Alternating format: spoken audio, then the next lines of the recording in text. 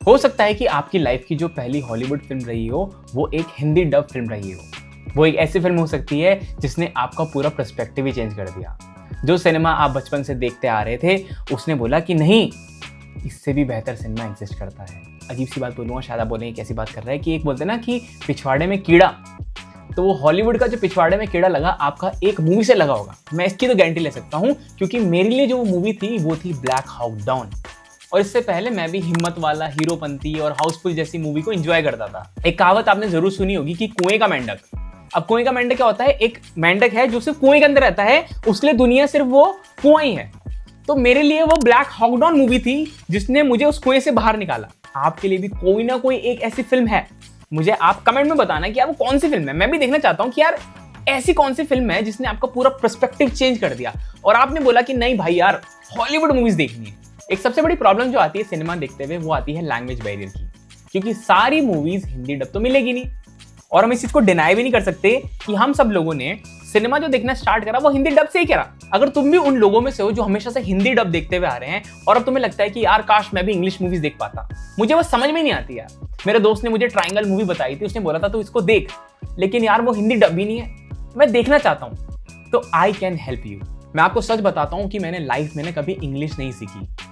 जो भी इंग्लिश सीखी है सिर्फ सिनेमा की वजह से। और जिस प्रोफेशन में मैं हूं इसके अलावा मुझे उसमें सिर्फ इंग्लिश में बात करनी पड़ती है लोगों से, और ये इंग्लिश मैंने सिर्फ सिनेमा देख के सीखी। और मैं आपको कुछ ऐसी टिप्स देना चाहूंगा जो मैंने अपनाई and I am pretty sure कि आपके लिए बहुत ज्यादा हेल्पफुल होने वाली है। अब सिनेमा देखते हुए जो सबसे इंपॉर्टेंट चीज जो मुझे लगती है वो है ओरिजिनल लैंग्वेज मैटर। अब चाहे आपके फेवरेट एक्टर ने या किसी वॉइस आर्टिस्ट ने उसको डब किया है, मैं ये नहीं बोल रहा हूँ कि डब बेकार है, लेकिन ओरिजिनलिटी मिस हो जाती है। कभी ना आप कोई वॉर मूवी देखना जिसमें गन्स चल रही है, रॉकेट चल रही है, टैंक हो रही है, सब कुछ बम बम फूट रहे हैं और उनकी जो बात चल रही है वॉर के दौरान, और अब उसको सेम चीज को हिंदी डब में देखना, आप बोलेंगे कि भाई इसमें ना जमीन आसमान का फर्क है, क्योंकि वो ओरिजिनलिटी जो सीन का जो सिनेरियो का है ना भाई, वो डब में मिस हो जाता है। I need help now. क्योंकि ओरिजिनल लैंग्वेज में ही वो इमोशंस, वो पॉजेस, वो एक्सेंट झलक सकते हैं भाई, डब में वो पॉसिबल नहीं है। अब आप सोचते होंगे कि यार मुझे इंग्लिश समझ नहीं आती। देखो, सबसे पहली चीज आपको ना ट्राई करना है। जब तक आप ट्राई करेंगे नहीं तब तक आप फेल नहीं होंगे। मैं आपको पास होने की बात नहीं कर रहा हूँ, एटलीस्ट आप फेल तो हो पहले। जब एक छोटा बच्चा होता है उसको थोड़ी पता है ग्रामर, व्याकरण क्या होती है, वो सुनता है और बात करता है। हम उसको थोड़ी सिखाते हैं कि तुझे हिंदी बोलनी है या तुझे गुजराती बोलनी है, तुझे मराठी बोलनी है या तुझे उर्दू बोलनी है या तुझे अंग्रेजी बोलनी है। वो सुनता है और सीखता है, बहुत मिस्टेक करता है ना बचपन में। वो खाने को थाना बोलता है। और कोई भी लैंग्वेज सीखने के लिए ना तुम्हें बस एक्सपोजर चाहिए और उसमें ट्राई करना बहुत जरूरी है। तो ट्राई करो। अब ज्यादातर लोग ये बोलते हैं कि भाई जब मुझे इंग्लिश समझ में ही नहीं आती तो मैं इंग्लिश मूवी इंग्लिश में देखूं कैसे? अगर समझ नहीं आता तो इसी वजह से तो आपको स्टार्ट करना चाहिए। अगर समझ आ रहा होता तो आप कंज्यूम कर रहे हो। और भाई सीखने का मतलब ही तो ये है कि जब आप स्ट्रगल करेंगे, कंफ्यूज होंगे, थोड़ा लूज फील करेंगे, तो यही तो स्टार्ट है लर्निंग की।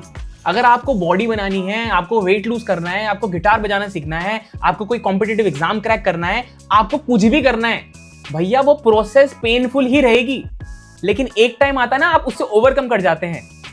तो ये भी एक उसी प्रोसेस की तरह है जिससे आप ओवरकम कर जाएंगे। अब मैं आपको कुछ ऐसी चीजें बताता हूं जो आपको हेल्प करेगी इंग्लिश सिनेमा देखने में अगर आपको इंग्लिश नहीं आती, और कुछ ऐसी चीजें जो आपको बिल्कुल भी नहीं करनी। सबसे पहली चीज, सबटाइटल के बिना मूवी मत देखो। अब कोई ना कोई कमेंट कर देगा कि भाई मैं सबटाइटल पढूं या लोगों को देखूं। भाई तुम पहले सबटाइटल तो पढ़ो, उसको समझो तो। My name is Jonathan, my name is Nancy, इतना तो समझ में आ जाता है। दूसरी चीज, अपने फेवरेट मूवी या शो को 2 बार देखो। अच्छा, आई नो थोड़ा टाइम कंज्यूमिंग है, लेकिन भैया कुछ सीखने के लिए थोड़े सैक्रिफाइसेस लेने पड़ते हैं। तो पहली बार हिंदी में देख लो और उसकी स्टोरी समझ लो कि भाई क्या क्या चल रहा है। अब दूसरी बार इंग्लिश में देखो विद सबटाइटल्स। अब तुम्हारा ब्रेन स्टोरी जानता है पूरी। अब ना जब तुम सबटाइटल रीड्स करोगे तो वो वर्ड्स को कहानी में मैच करेगा। और इस दौरान ना अपना मूवीज का जो सिलेक्शन है ना वो काफी सिंपल एंड सॉफ्ट रखना। मैं आपको 3 मूवी रिकमेंड करता हूं। पहली आप देखना फॉरेस्ट गंप, दूसरा कास्टअवे और तीसरा परस्यूट ऑफ हैप्पीनेस। ये तीनों मूवी स्लो हैं, सिंपल है, एक्सेंट भी बहुत क्लियर है, तो तुम्हें इजीली समझ में आ जाएंगी। अब मैं तुम्हें बताता हूं कि करना क्या नहीं है। पॉज नहीं करना है। बहुत सारे लोग मैं देखता हूं कि बार बार ना घड़ी घड़ी पॉज करते हैं कि अच्छा ये है, फिर उसका गूगल करेंगे, अच्छा ये है वह। भाई ऐसे नहीं होता। अगर आप ऐसे करते रह जाओगे तो आप ना एक एजुकेशनल मोड में चले जाओगे और आप बोर हो जाओगे, और आप कैसे भी करके आप इंग्लिश नहीं सीख पाएंगे भाई। पॉज मत करो, फ्लो में देखते जाओ। अगर एक वर्ड 3, 4, 5, 7 बार अगर रिपीट हो रहा है, तुम्हें लगता है कि इसकी कुछ इंपॉर्टेंस है, तो उसको गूगल करो, वरना तुम्हें समझ में आ जाएगा। और समय के साथ ना ब्रेन खुद पिक कर लेगा। बोलते हैं ना, रेपिटेशन होते हैं हर चीज के। जिम में जाते हैं भाई, मसल्स ब्रेक कर रहे हैं, तो रेपिटेशन से बनती है बॉडी। एक दिन जाके तुम 10 घंटे वर्कआउट करोगे, बॉडी नहीं बनेगी। रोज जाना पड़ेगा, शायद तुम 15 मिनट जाओ, 20 मिनट जाओ। तो रेपिटेशन इंपॉर्टेंट होते हैं। एक टिप तुम और फॉलो कर सकते हो कि किसी मूवी को हिंदी में देखो, लेकिन उसके सबटाइटल्स पढ़ो। पढ़ने की आदत डालो पहले। ये फ्लो है ना, ये ऊपर नीचे वाला, ये पहले ये खत्म करो। उसके बाद तुम इंग्लिश ऑडियो और इंग्लिश सबटाइटल ऑन करोगे, तो भाई तुम बोलोगे कि ये तो मेरे लिए बहुत नॉर्मल है। अब पहले शुरू में आपको बड़ा डिफिकल्ट लगेगा, लेकिन 1 महीने बाद ना तुम्हारा माइंड ये ऑडियो और सबटाइटल ऑटोमेटिकली कैच करेगा। लोग बोलते हैं कि मैं सबटाइटल पढ़ूं कि देखूं। नहीं भाई, ये बहुत इजीली हो जाता है। मुझे तो कौन स्ट्रगल करता है इस चीज में, मुझे बताओ। तो मैं एक प्रैक्टिस प्लान बताता हूं जो तुम फॉलो कर सकते हो। पहली चीज तुम क्या करना कि एक सेम एपिसोड को उठा लो, ठीक है, 20-25 मिनट का, ज्यादा बड़ा नहीं, यानी कि तुमने 1 घंटे का एपिसोड पिक कर रखा है। अब उस एपिसोड को तुम हिंदी में देखो पहले, फिर सेम एपिसोड को फिर तुम इंग्लिश में देखो, और फोकस करो लिसनिंग पे और रीडिंग पे। अब 15 दिन के बाद तुम क्या करना, इंग्लिश ऑडियो और इंग्लिश सबटाइटल्स। बस वो याद रखना कि वो पैनिक नहीं करना है कि भाई मुझे कोई वर्ड समझ में नहीं आया, मैं गूगल करूंगा। नहीं, लेट इट गो, कोई बात नहीं, हो गया, हो जाएगा मेरे भाई, हो जाएगा। और 1 महीने बाद मैं तुम्हें बता रहा हूं, भले तुम्हें पूरा समझ में ना आए, लेकिन तुम्हें ना कॉन्फिडेंस बूस्ट हो जाएगा कि यार मुझे तो समझ में आ रही है यार, मैंने तो नोटिस ही नहीं करा। मतलब शुरू के 10-15 मिनट तुम्हें लगेगा कि तुम कोई दूसरी लैंग्वेज में देख रहे हो, लेकिन 15 से 20 मिनट के बाद जब मूवी चल रही होगी या कोई शो चल रहा होगा, तुम्हें लगेगा कि तुम्हें अपनी नेटिव लैंग्वेज में देख रहे हो। And that means you are learning, you are growing. तो भाई एक चीज समझ लो, प्रोसेस स्लो है तो इंस्टेंट रिजल्ट नहीं मिलेगा, पर गारंटी लेता हूं कि रिजल्ट मिलेगा जरूर, क्योंकि मैं भी वही बंदा हूं जिसने ऐसे आपकी तरह ही चीजों को स्टार्ट करा।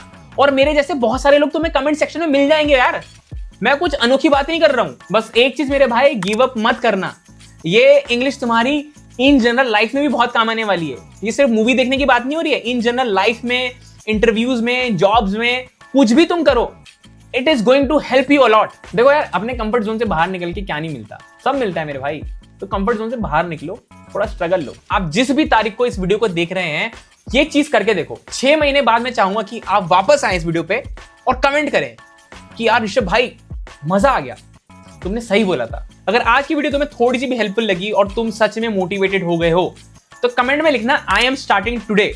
मैं देखना चाहता हूं कि कितने लोग आज से शुरुआत कर रहे हैं। तो मिलते हैं अगली वीडियो में। लाइक करो, कमेंट करो, सब्सक्राइब करो, और हाँ, सबटाइटल ऑन रखो और अपने दिमाग को शार्प रखो। Peace out, mister cinephiler AKA Rishabh राज।